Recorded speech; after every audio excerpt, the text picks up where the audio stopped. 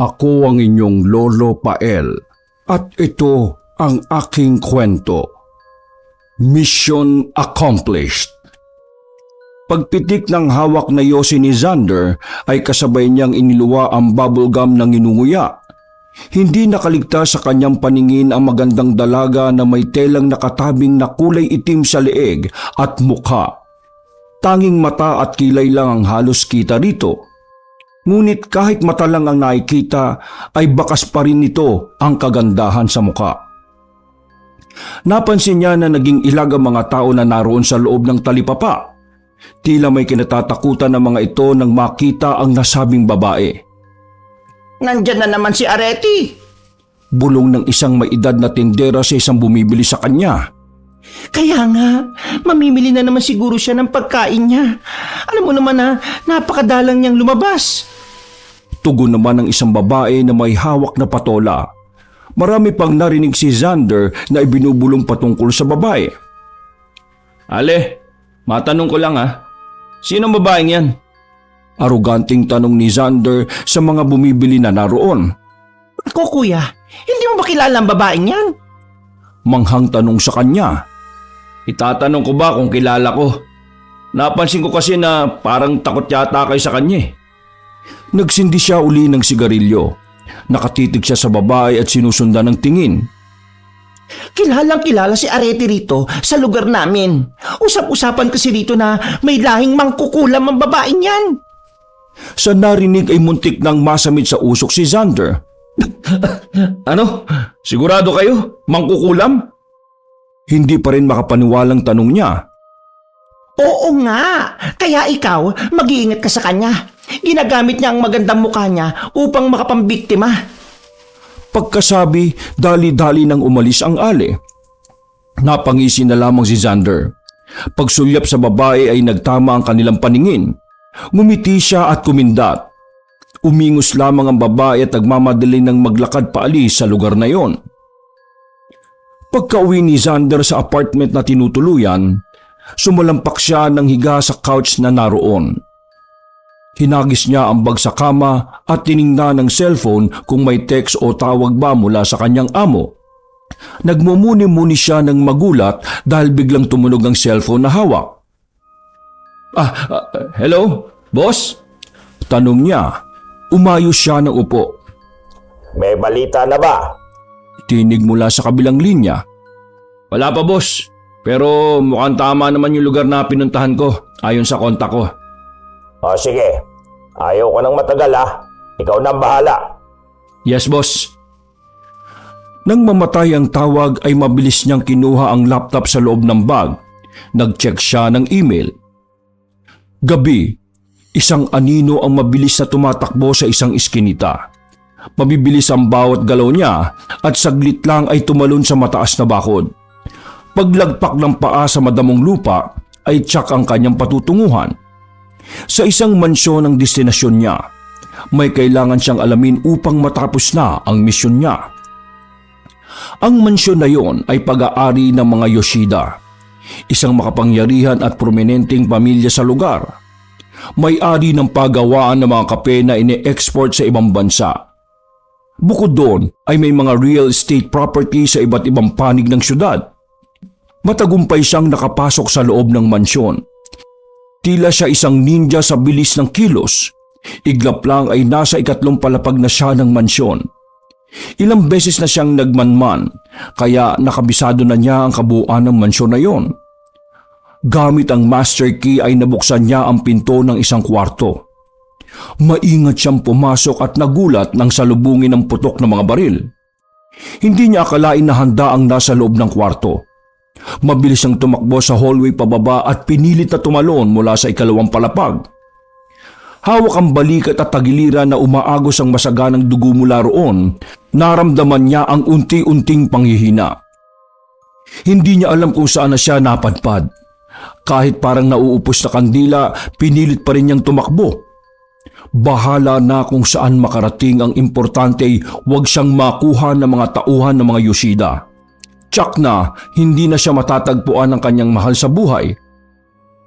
Nang tamaan ng sinag ng araw sa mukha si Xander, nagmulat siya ng mga mata at inaalala ang nangyari sa kanya. Kumilos siya para tumayo pero muling napabalik sa pagkakahiga nang kumirot ang nasa tagiliran at balikat niya. Inalis niya ang kumot at nakita na may benda na nakalagay sa sugat. May bahid pa ng dugo at dahan-dahang kinapa ang sugat sa tagiliran. Bumukas ang pinto ng kwarto at nagtama ang mga mata nila ng babaeng may telang itim na nakatabing sa mukha. Huwag ka munang kumilos at baka magdugo ulit ang sugat mo. Anang babae. Ikaw ba yung nakakita at nagligtas sa akin kagabi? Tangon na lamang ay sinagot ng babae saka iniabot ang isang damit sa kanya. Isuot mo ito. Kapag okay ka na, pumunta ka na lang sa kusina at kakain na tayo. Salamat nga pala. Ani Xander. Dire-diretso nang lumabas ang babae. Isang linggo ang matuling lumipas. Laking pasalamat ni Xander dahil sa pagkakaligtas sa kanya ni Areti. Hindi niya kinuwento sa babae kung paano at saan niya nakuha ang sugat. Hindi na naman nagtanong ang babae sa kanya. Nakiusap si Xander na doon muna siya sa bahay ni Areti pansamantalang tumira habang hindi pa siya lubusang magaling. Nag-text na siya sa boss niya kung ano ang nangyari sa kanya para hindi yun mag-alala. Habang lumilipas pa ang mga araw, unti-unting napapalapit ang loob ni Xander kay Areti. Nakita niya ang magagandang katangian ng babae kaya nagtataka siya kung bakit ilag at takot ang halos lahat ng tao roon sa dalaga. Gabi, malakas ang buhos ng ulan at sinasabayan pa ng kidlat at kulog. Naikuyom ni Xander ang kamao. Kailangan na niyang maisakatuparan ang misyon. Nasa malalim siyang pag-iisip nang biglang pumasok si Areti sa loob ng bahay. Basang-basa ang babae kaya naman mabilis niyang kinuha ang tuwalya sa loob ng kwarto at iniabot dito. Saan ka nang galing? Tanong ni Xander habang tinutulungang magpuna si Areti ng buhok. Diyan lang sa labas. Magbihis ka kagad at baka magkasakit ka. Pagpasok sa kwarto, biglang nagbago ang atmosfera sa loob. Nakita ni Xander ang nakabakat na katawan ni Areti sa basang damit. Bahagya siyang napalunok ng laway.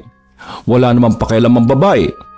Nagpupunas pa rin siya ng buhok, mukha at basang braso.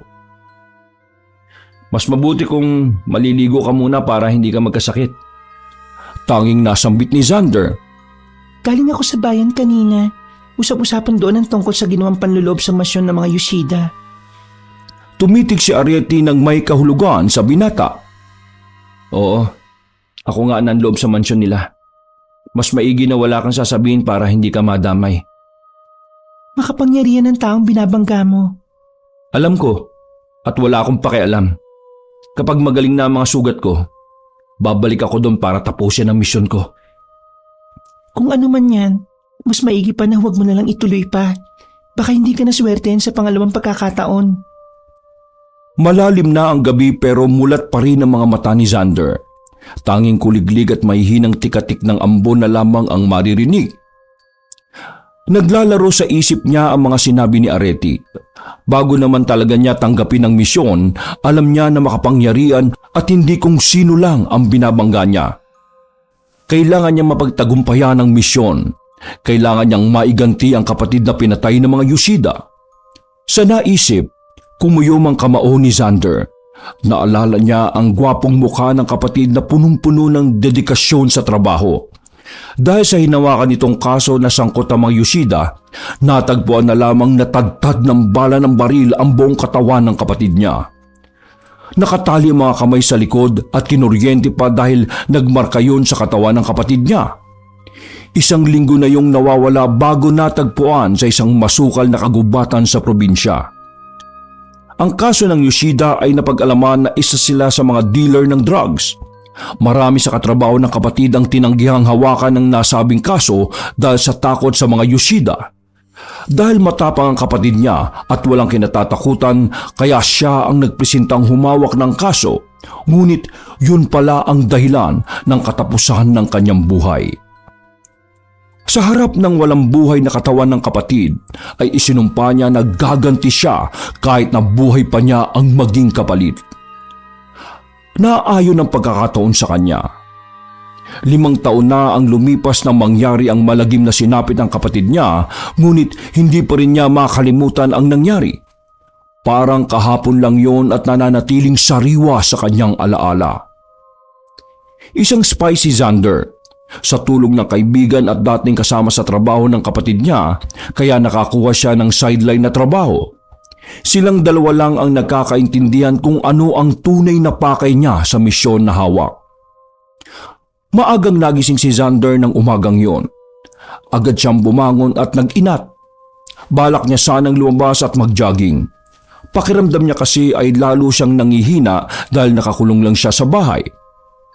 Paglabas niya sa kwarto, seryoso mukha ni Arete ang bumungad sa kanya. Napansin niya ang pawis nito sa noo at leeg.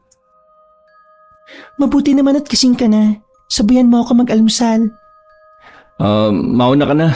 Magja-jogging muna ako saglit. Hindi ka pa pwedeng lumabas. Baka may makakilala sa'yo sa labas. Mahirap na. Nabuburyo na ako dito sa bahay mo eh. Sa totoo lang, wala naman siguro makakakilala sa akin dahil nakabonit ako at may takip ang mukha ko nung gabing pinasok ko ang mansyon ng mga Yoshida. Kahit ano pa ang sabihin mo, hindi ka pa rin lalabas. Huwag matigas ang ulo mo. Tara na, kain na tayo. Walang nagawa si Xander kundi sumunod sa dalaga. Naupo siya sa harap nito at sumubo na lang ng pagkaing inilagay sa plato niya. Mukhang importante ang misyon mo at mukhang malaki ang galit mo sa mga Yoshida. Malaki siguro ang ibinayad sa'yo. Biglang sabi ni Arete. Natigilan naman sa pagmuya si Xander. Uminom siya ng tubig para malunok ang pagkain. Pasensya ka na pero hindi kasi pwedeng sabihin kung ano ang pakay ko sa kanila eh. Mas maigi na ako na lang ang nakakaalam. Sa totoo lang, maraming may lihim na galit sa mga Yoshida. Mahirap lang talaga silang patumbahin. Marami kasing pera eh. Kasama ka ba sa kanila? May lihim na galit ka ba sa mga Yoshida? Tumingin sa labas ng bintana si Arete. Sandali siyang nanahimik sa katumitik kay Xander. Wala akong galit sa kanila. Pero ang namatay kong lolo, meron. Kung ano man yan, labas na ako dyan. Hindi na yan kasama sa trabaho ko. May utang na loob ka sa akin, kaya tulungan mo ako makakuha ng kailangan kong makuha sa kanila. Ha? Ano naman ang kukunin ko sa kanila? Saka ko na sasabihin, kapag magaling na ang sugat mo, paplanuhin natin ang pagpasok mo sa mansyon. Sigurado ka ba? Baka mapahamak ka kung sasama ka. Magtiwala ka lang sa akin. Dumadaan ang araw. Nakakaramdam ng kaba si Xander. Hindi kasi niya alam kung papaano niya makukumbinsi si Arete na huwag sumama sa kanya. Kung nagkataon, malaking problema kapag sumabit siya sa misyon. Atat na nga ang boss niya na tumatawag sa kanya. Naiintindihan naman ito ang kalagayan niya. Hindi lang niya masabi na may gustong sumama sa kanya. Sa tuwing tititigan niya si Arete, may nararamdaman siyang kakaiba sa presensya ng babae. Maganda ang mukha nito pero parang may pagkamisteryoso ang dating. Kahit anong pangungulit nito ay ayaw nitong sabihin sa kanya kung ano ba ang bagay na kailangan niyang bawiin sa mga Yoshida. Baka may kayamanan na ninakaw sa kanila ang angkan ni Yoshida. Kung tama ang hinala niya, bakit namang gagawin niyo ng isang mayamang angkan? Dumating na ang araw na pinakahihintay ni Xander. Nang maghilom ang mga sugat niya, inisip niya kung kailan siya muling papasok sa mansyon ng mga Yoshida. Sa pagkakataong yon, kailangan niyang magtagumpay para makabalik na siya sa bahay niya. Madalas na ring nagte-text at tumatawag ang nanay niya at hinahanap kung nasang lupalop na ba siya naroon. Hindi alam ng ina kung ano ang sideline na pinasok niya. Simula nang mapatay ang kapatid niya, maigpit na siyang pinagbabawalan ng ina na iwasan ng koneksyon o makisalamuha sa mga alagad ng batas o kahit sa mga nagtatrabaho sa gobyerno. Gusto ng ina na makalimutan na ang masaklap na nangyari at magsimula silang muli. Ngunit para kay Xander, hindi niya hahayaan na hindi magbabayad ang pumatay sa kanyang kapatid. Saka lamang siya magsisimulang muli kapag natukoy niya kung sino ang salarin sa karumal-dumal na pagpatay sa kapatid. Inihanda na ni Xander ang mga gagamitin. Nilinis na rin niya ang baril na gamit at nagbaon ng maraming bala. Ang balak niya, mamayang gabi ay magmamanman muna siya sa paligid ng mansyon. Alas 11 ng gabi, parang magnanakaw na lumabas ng bahay si Xander. Tiyak ang patutunguhan niya. Mabibilis ang mga hakbang na tinugpa ang daan papunta sa mansyon ng Yoshida. Makalipas ang halos 1 oras, nakarating na siya sa mansyon. Nagtago muna siya sa likod ng pader. Pinakiramdaman ng paligid. Mabuti na lang at may nakita siyang butas sa pader. Sakto ang butas para makasilip ang isa niyang mata. Pagkasilip, wala siyang nakitang tao. Malayo pa kasi ang mismong mansyon kung saan siya naroroon at tiyak niya, yun ang likod ng mansyon. Hindi nakaligtas sa paningin niya ang mga malalaking kulungan ng aso sa di kalayuan. Bakit nagsusolo ka ng lakad? Tinig mula sa likod ni Xander. Huy! Putya naman oh. Napamura siya sa gulat. Nalingunan ni Xander ang madilim na mukha ni Areti. Seryoso yung nakatingin sa kanya at hindi man lang kumukurap. Kanina ka pa ba dyan? Bakit sumunod ka pa? Pabulong pero may diin na sambit ni Xander. Ang sabi ko, diba? Kapag bumalik ka rito, isama mo ako. Bakit nagsusolo ka? Mataray na tanong ni Areti. Okay, fine. Total nandito ka na, kaya huwag ka na maingay. Diyan ka lang at baka may makarinig pa sa atin. Hindi na umimik si Areti. Tumalungko siya at lumingon-lingon sa likod nila at baka biglang may taong makakita sa kanila. Iniisip ko na dito tayo dadaan kapag pinasok natin ang mansyon. Hindi na pwede dun sa dati kong inakyatan at may mga armadong lalaki ang nakabantay doon. Bahala ka kung saan mo gustong dumaan.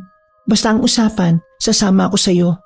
Hindi kita pakikialaman sa misyon na gagawin mo dahil meron din akong kailangang kunin. Kapag nakuha ko na yon, sisibat na ako kagad. Mabuti na yung nagkakalinawan tayo. Babae ka pa naman. Kaya mo bang ipagtanggol ang sarili mo kung sakaling malagay ka sa alanganing sitwasyon? Nang uuyam ng ngumisi si Areti. Hindi porkit babae ako, hindi ko kayang ipagtanggol ang sarili ko. Masyadong mababang tingin niyo lagi sa aming mga babae. Katulad ng sabi ko, wala tayong pakialamanan sa mga gagawin natin. Pagkagising ni Areti, agad siyang pumunta sa bayan para mamili ng mga pagkain at ibang sangkap sa kusina. Habang naglilibot sa palengke, hindi nakaligtas sa kanya ang mapanuring tingin ng mga tao. Umiiwas na lang siya at inabala na lamang ang sarili na mamili ng mga kakailanganin. Habang namimili ng mga gulay, naririnig niya ang bulungan ng ibang mamimili at kagaya ng dati, siya na naman ang pinag-uusapan. Napapansin niyo ba na napapadalas ang pamimili niya? Anang matandang babae. Hayaan na lang natin siya. Bakit ba lagi na lang siya ang pinagtutuunan niyo ng pansin? Wala namang ginagawa sa inyo masamang tao ah. Saad naman ng isa pang matanda. Marami na kasing naiinis sa babaeng yan dahil ayaw pang lumayo sa lugar natin. Kahit nakalat na dito na may lahi siyang mangkukulam. Kaya nga itiko mo na yung bibig mo at baka talaga kulamin kanyan kapag narinig ka. Umismid lang ang matanda at binawi na ang tingin kay Areti. Hindi na kumibo si Areti. Pagkabayad ng binili niya ay nilisan na niya ang palengke. Hindi naman siya apektado sa mga naririnig. Alam niya sa sarili niyang hindi siya mangkukulam. Yun lang ang paniniwala ng mga tao dahil sa bintang noon sa lolo niya na hindi naman totoo. Maliwanag pa sa kanya ang lahat. Isang magaling na manggagamot ang lolo niya. Nang magkaedad ay pinili na nitong itigil ang panggagamot. Matagal nang namayapa ang lolo niya at ang nanay naman niya ay maagang namatay dahil sa sakit noong 1 taong gulang pa lamang siya. Lolo at lola niya ang nagpalaki at nag-aruga sa kanya. Gusto rin niyang makita at makilala ang ama ngunit ayon sa kwento ng lolo niya ay may ibang pamilya na ang tatay niya at hindi alam kung saan na nakatira. Isang gabi, may kumatok sa bahay nila at humihingi ng tulong. Pinagbuksan nila ang pamilyang kumakatok. Umiiyak ang ama habang karga nito ang dalagitang anak. Tinanong ng lolo niya kung ano ang sakit o nararamdaman ng dalagita. Ang sabi ng ama ay parang may maligdong gumagambala sa anak niya. Nang suriin ng albularyo ang dalagita, Napag-alaman niyang may kumukulam dito. Noong una, ayaw maniwala ng ama dahil wala naman daw silang kaaway. Sinimulang gamutin ng albularyo ang dalagita. Malakas ang kung sino mang tumatrabaho sa kanya.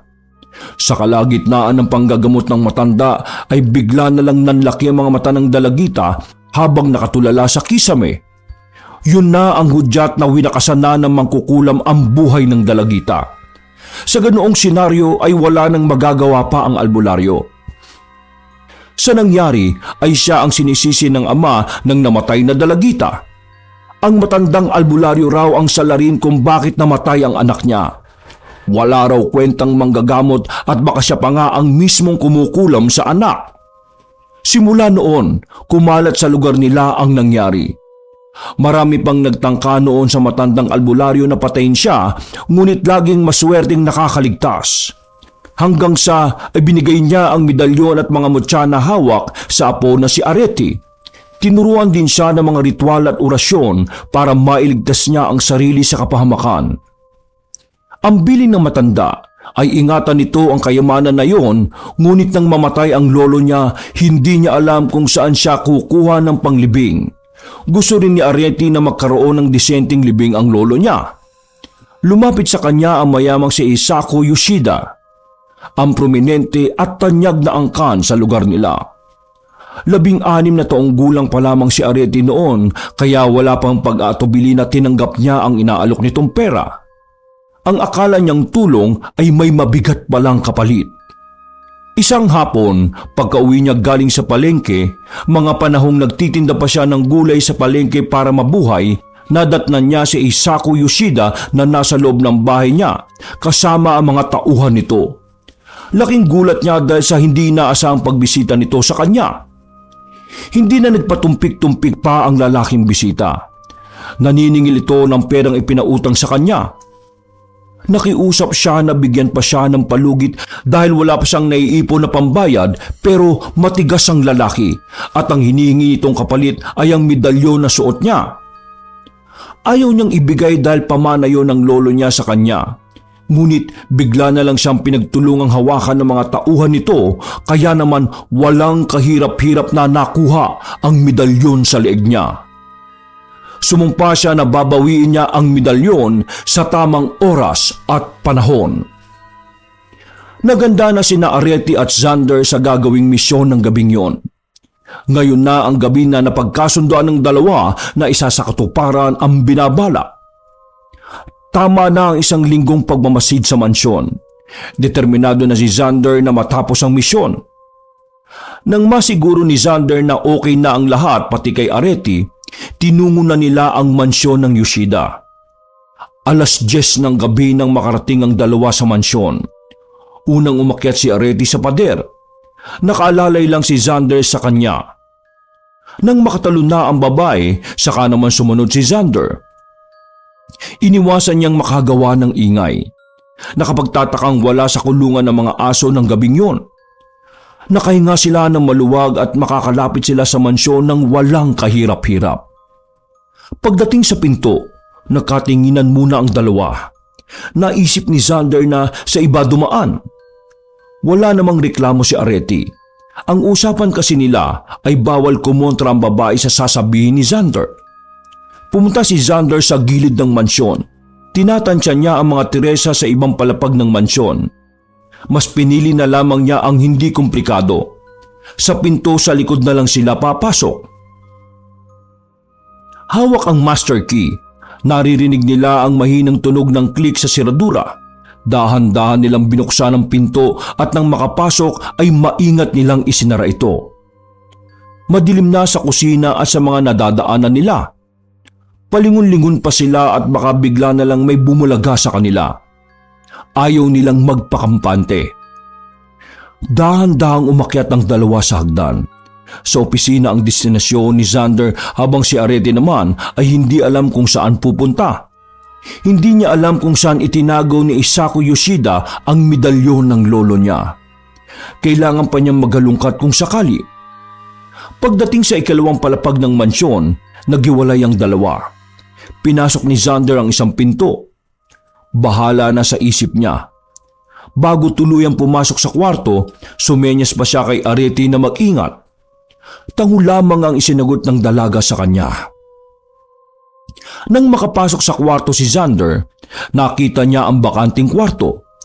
Iniisip niya kung sino ba ang natutulog doon. Tinalasan niya ang pakiramdam, baka may tao sa loob. Pinuntahan niya ang banyo at bahagyang hinawi ang kortina sa shower area. Walang tao. Sunod na pinuntahan niya ay ang nakitang pintong malapit sa kama.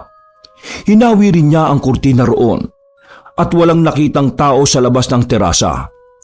Lumabas si Xander at sa kasunod na kwarto naman pumasok. Sa laki ng mansyon, mahigit na 10 ang kwartong naroon sa ikalawang palapag. Mamaya'y balak niyang akyatin ang ikatlong palapag at baka naroon ang hinahanap niya. Samantala, nakapasok na sa isang kwarto si Arete. Hinahalugog niya ang cabinet at ang table na nakita, pero bigo siyang makita ang hinahanap. Nakakaramdam siya ng kaba dahil parang may kakaiba sa mansyon. Bakit pakiramdam niya ay umalis ang mga tao roon? Kinastigo niya ang sarili at nag-focus na lang siya sa bagay na hinahanap. Nang walang matagpuan, lumabas si Arete at sa ibang kwarto naman pumasok. Nagulat pa siya at muntik nang mapasigaw nang makita ang lalaking nakaupo ng tuwid sa kama nito. Hindi alam ni Arete kung lalabas ba siya. Tinitigan niya si Isako Yoshida na parang hindi nararamdaman ang presensya niya. Sa kaiisip, mas pinili niyang kumprontahin ang lalaki.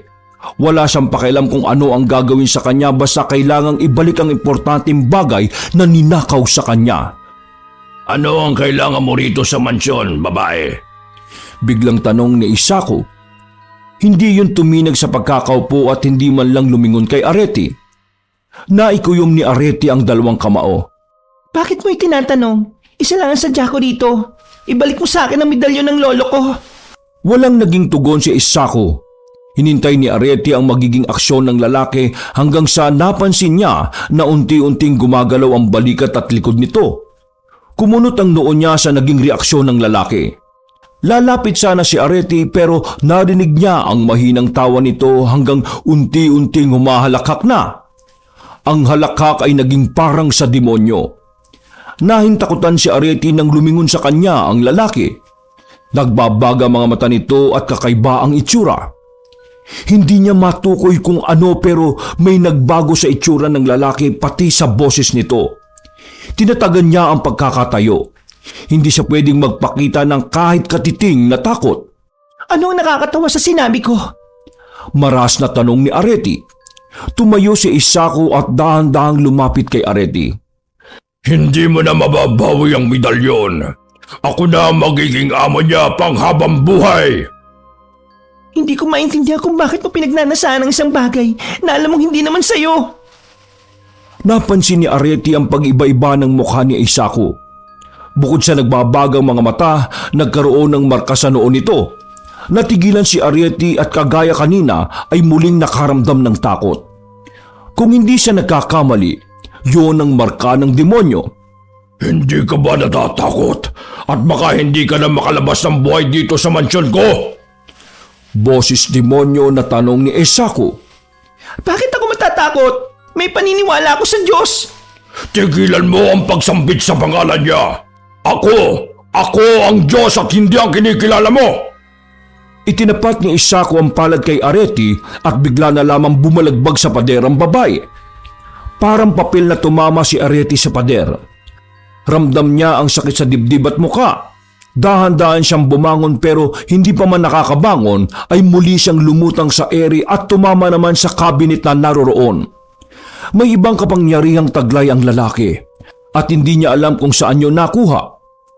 Matapos makita ni Xander ang baril na nakalagay sa kahon, nangala pa siya ng pwedeng makitang katibayan o prueba na makakatulong para maituro ang tunay na salarin sa pagpatay sa kapatid niya. Kapag tumugma ang fingerprints na nasa baril at nasa record ng mga pulis, mapapatunayan niya na si Isako Yoshida ang pumatay sa kapatid niya. Sa ngayon, kailangan na niyang magmadali. Baka mahuli pa siya ng lalaki at mabulilyaso pa ang misyon niya. Pagkalagay ng mga nakuhang gamit sa bag, nagmamadali na siyang lumabas sa kwarto. Bumungad naman sa kanya ang malakas na halakak na nagmumula kung saan. Biglang pumasok sa utak niya si Areti. Sinundan niya ang ingay at pabalagbag na sinipa ang pintuan. Bumulaga sa kanya ang nakalutang sa ere na katawan ni Areti. Lumagpas ang tingin niya sa babae dahil naagaw ng pansin niya ang nakakakilabot na itsura ng lalaki. Demonyo! Utal na sambit ni Xander. Xander, lumabas ka na rito. Hanapin mo ang medalyon sa ibang mga kwarto. Mas importante na makita mo yon. Nababaliw ka na ba? Hindi kita pwedeng iwanan dito. Hindi naman tao yan eh. Kaya nga, mas kailangan natin mahanap ang medalyon dahil may sabi ng demonyong taong nasa harapan natin. Sigaw pa ni Areti. Walang magagawa ang medalyon kahit mahanap niyo pa. Mas makapangyarihan ang Diyos na pinili kong sambahin. Sagot ni Eisaku. Hindi na nagsalita pa si Xander. Tumakbo siya palabas. Walang mangyayari kung makikipagdiskusyon siya sa demonyong kausap. Naisip niya kung iwanan na kaya niya si Areti pero may utang na loob pa rin siya sa babae. Ngayon na nasa panganib ang buhay nito, ngayon niya kailangang bumawi. Bawat kwarto na pasukin ni Xander, hinahalugog niya ang mga gamit. Kailangan niyang makita ang hinahanap. Hanggang sa nakaramdam na siya ng hapo. Tagaktak na rin ang pawis niya at hinihingal na siya. Idagdag pa sa isipin na baka mapatay ni Eisaku si Areti. Ang masama pa, hindi niya alam kung ano ba ang eksaktong itsura ng medalyon na pinahahanap sa kanya. Huminga ng malalim si Xander. Tumayo siya at pumasok sa pinakahuling pinto ng kwarto na nakita. Piping nagdarasal na sana ay makita na niya roon ang hinahanap.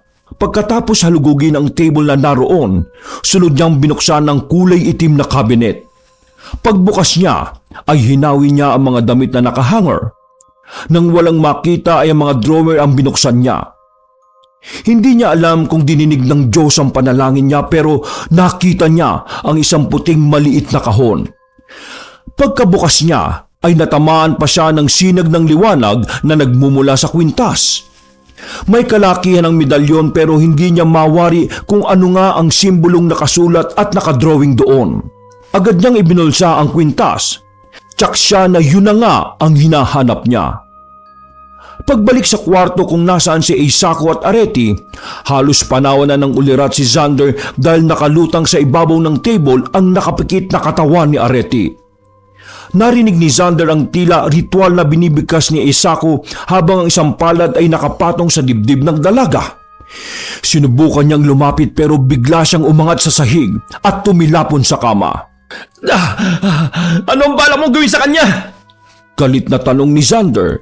Hindi niya ininda ang pagkakatama ng katawan sa kama.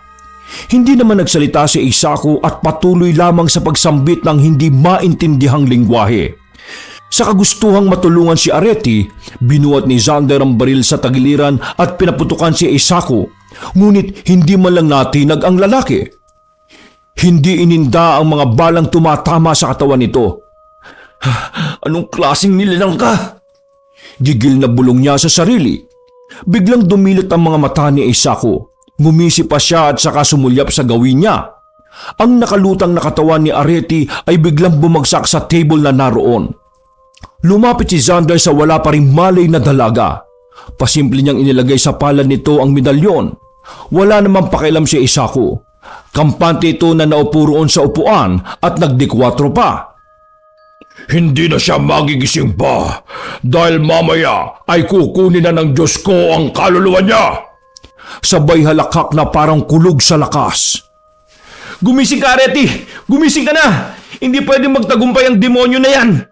Sabay tayong pumasok dito, kaya sabay tayong aalis sa lugar na ito! Hindi napigilan ni Xander na maluha. Naalala naman niya ang kapatid na namatay.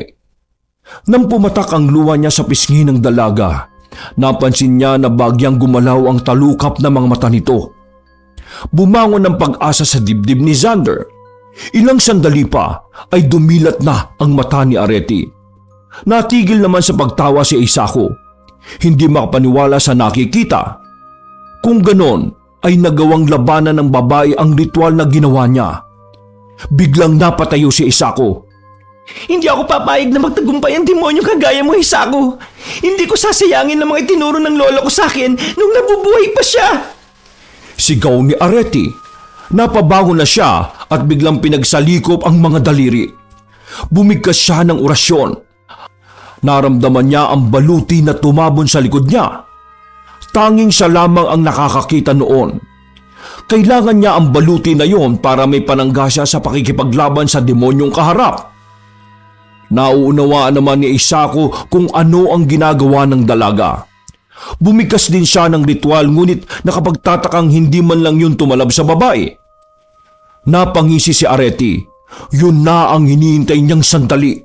Isinuot niya ang medalyon sa nakakuyom na palad at saka muling umusal ng orasyon. Kailangan niyang matalo si Hisako. Kailangang isa lang ang manalo sa kanilang dalawa.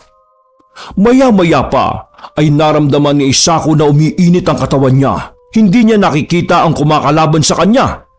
Ramdam niya na parang naparalisa ang buo niyang katawan at parang may tali na nakapulupot sa buo niyang katawan. Napasigaw ng ubod lakas si Hisako. Unti-unting kinakapos siya ng hininga at parang nalalapnos ang balat niya. Tama na! Para akong sinisilaban! Pagmamakaawa ni Hisako, napalood siya habang pilit na inaalis ang tali na hindi nakikita sa katawan.